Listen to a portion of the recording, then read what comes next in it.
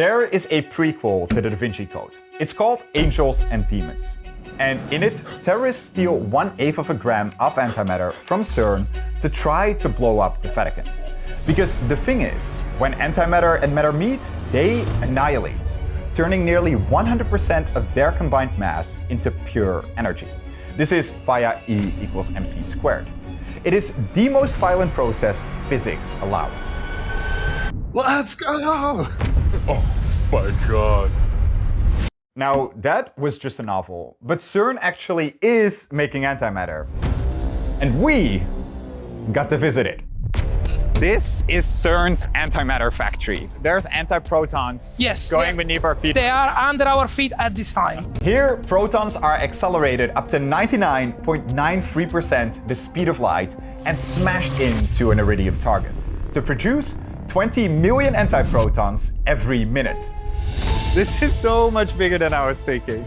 This is crazy. Antimatter is the most expensive substance in the universe. $1 billion per gram. No way, go up. We are missing zeros here. Okay. And CERN makes it to do something that seems impossible. So you're making anti-atoms? Yes. CERN made the first anti-hydrogen atoms back in 1995. But they quickly ran into a problem, because those anti-atoms only survived for 40 billionths of a second before annihilating, which is way too short to do anything useful with it. If only they could figure out how to store antimatter, then they could study it and try to find ways in which it might differ from normal matter. They knew that any unexpected difference could reveal entirely new physics. So how do you store antimatter in a world full of matter? Well, that's one of the problems CERN has been obsessing over for the last 30+ years.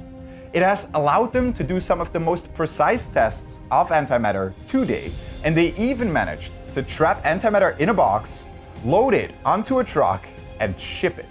And they are doing all of this to try and solve one of the biggest unsolved mysteries in all of physics.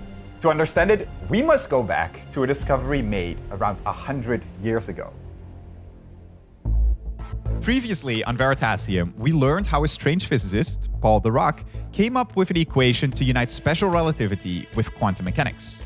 It worked surprisingly well, but Dirac was stumped by his own equation, because the solution for an electron at rest was kind of strange. There were two possible energies, E equals mc squared and E equals minus mc squared. But how could an electron have negative energy? Well, instead of throwing away his negative energy solution, Dirac ended up proposing something radical. This negative energy solution corresponded to an entirely new particle, unknown to physics at the time.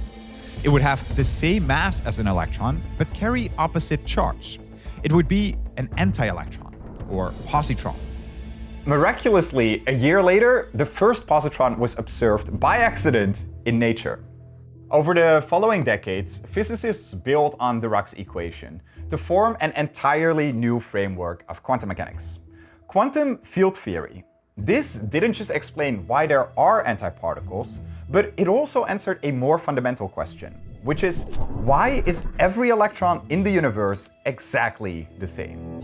The answer began to take shape when people figured out that fundamental particles aren't just particles or waves, but rather excitations of a quantum field.